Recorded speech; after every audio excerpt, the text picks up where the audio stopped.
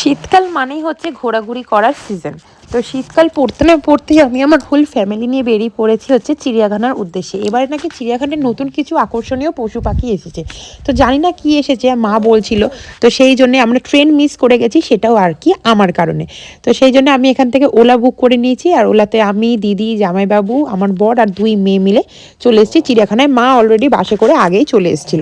এইখানে এসে আমি বুঝতেই পারছি না যে আমি চিড়িয়াখানায় পশু পাখি দেখতে এসেছি না ঠাকুরের লাইনে চলে এসেছি, দেশপ্রিয় পার্ক বা শ্রীভূমির লাইন হয়তো এটা।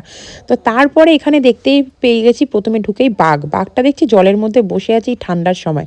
তারপর আমাদের জ্বালাতনের চেঁচামেচি শুনে সে উঠে বলে, না তোরা চেঁচামেচি করো, আমি বাবা ঘরে পালাই, যা ঠান্ডা পড়েছে। এই দেখতে দেখতে আমরা চলে গেছি অন্যদিকে। যেতে যেতে তোমাদের সাথে আবার দেখা হয়ে গেছে। চিনি না জানি না অচেনা একটা জায়গায় এসে আবার চেনাশোনা কিছু মানুষের সাথে দেখা, যাদেরকে আমি চিনি না তারা আমাকে চেনে। তো কত দারুণ লাগে বলো।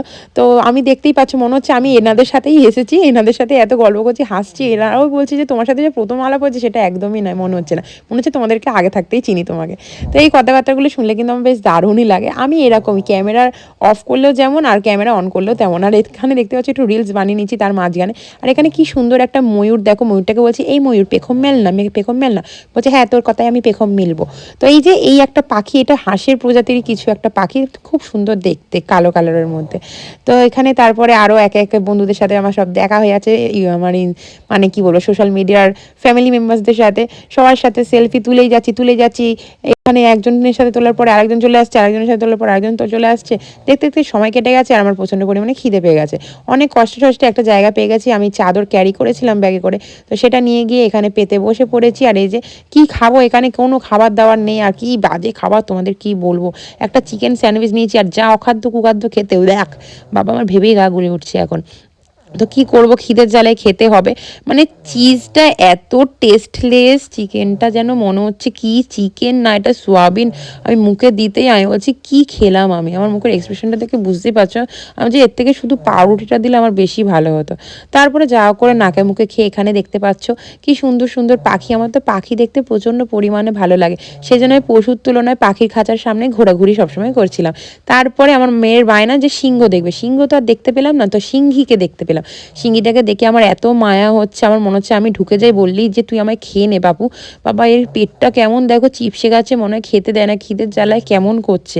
ওর সামনে গেলে আমার যে খেয়ে নেবে সেটা আমার বুঝতে এক ফোঁটাও দেরি নেই। তো আমার মেয়ে তো দেখে প্রচণ্ড আনন্দ করছে, বাচ্চাদের নিয়েই তো আনন্দ, তাই না, আমরা আর কি মজা করব, বাচ্চারা দেখেই আনন্দ পাবে। তো তারপরে এই যে হাতিটা দেখে কিন্তু আমার বেশ মজা লেগেছে। আর হাতিটার কাছে গিয়ে আমি একটু আমার দিদিকে খোঁজাচ্ছিলাম, কারণ আমার দিদির নাম হচ্ছে সাথী।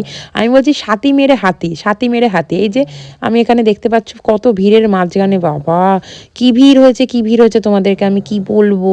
মোটামুটি মনে হয় 10,000 মানুষ এসেছে। কি দেখতে এসেছে আমি নিজেও জানি না, কি নতুন হয়েছে সেটাও আমি দেখতে পাইনি। অর্ধেক জিনিস আমার ভালো লাগেনি, মানে এত ক্রাউড প্লেসে আমার থাকতে একদমই ভালো লাগে না। তো কতক্ষণে আমি এখান থেকে বেরাবো সেই ধান্দাই খুঁজছিলাম। সেই জন্যই আমি সবাইকে বলছি আমার প্রচণ্ড জোরে খিদে পেয়েছে ভাই, তোরা আমি আর কোনো পশু পাখি দেখবো না। সামনে একটা বাচ্চা দেখো তার দাদাকে কিরমভাবে চুলের মুঠি ধরে নাড়াচ্ছে, সেটা দেখে প্রচণ্ড আমার হাসি পেলে। ক্যামেরা ভিডিও এডিটিং করার সময় আমি এটা দেখতে পেলাম, তখন আমি কিন্তু দেখিনি। তারপরে বেরোনোর সময় আবার তোমাদের সাথে দেখা হয়ে গেছে, তো কিছু বন্ধুদের সাথে গল্প করলাম।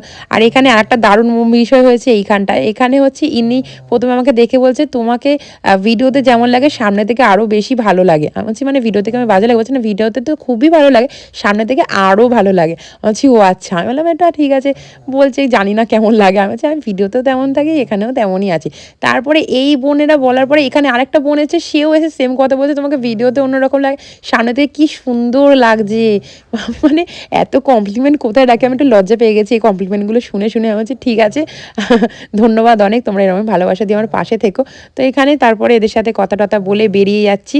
তো একের পর এক আমি বলছি না আর বেশিক্ষণ থাকা যাবে না, প্রচণ্ড জোর সত্যি খিদে পেয়ে গেছে। আর আমার তো মাইগ্রেন আছে, রোদে ঘুরছি, বুঝতেই পারছি আমার কি হবে। তো তারপর আর দেরি না করে হাঁটা চলে মেরে দিয়েছি। দেখতেই পাচ্ছ চিড়িয়াখানা থেকে বেরিয়ে পড়েছি এদের সব কটাকে নিয়ে। এরা এখনও নাকি পশু দেখবে, বলছি আর পশু দেখতে হবে না, ঘরে গিয়ে ডিসকাভারি চ্যানেলে চালিয়ে দেবো, টিভিতে দেখে নিবি। আমার মেয়ে বলছে আচ্ছা ঠিক আছে। আমি বলছি আরেক জায়গায় ঘুরতে নিয়ে যাবো।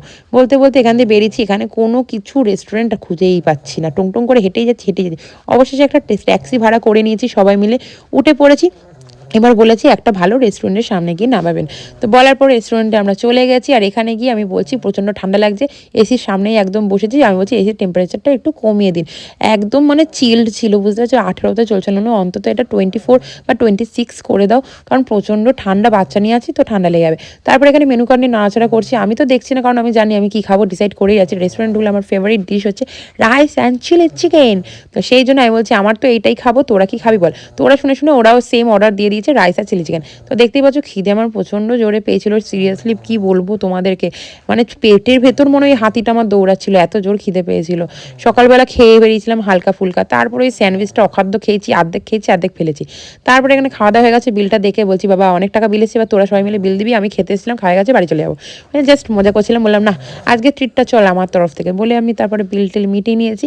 এরপরে আমার ইচ্ছা আছে যে যাবো হচ্ছে ভিক্টোরিয়া, চিড়িয়াখানায় এসেছি, ভিক্টোরিয়াতে না গেলে হয় বলো তো। তার আগে চলো একটুখানি মশলা কোল্ড ড্রিঙ্কস খেয়ে নেওয়া যাক। তো এখানে গুনগুন আমার দিকে এক তায় থাকিয়ে আছে, বলছে মিমি এটা কী করছে, আমাকে বলছে মিমি তুমি এটা কী করছো, আমি বলছি এটা হচ্ছে আমি অ্যাক্টিং করছি, অ্যাক্টিং। বলছে আমি তোমার মতো হবো না, আমাকে খালি কপি করে, জানো তো। আমি বলছি ঠিক আছে হবি। তো ভিক্টোরিয়াতে চলে এসে আমার ফোনে চার্জ শেষ, আর ভিডিও করতে পারিনি। তো এই অবধি ভিডিওটা ছিল, লাইক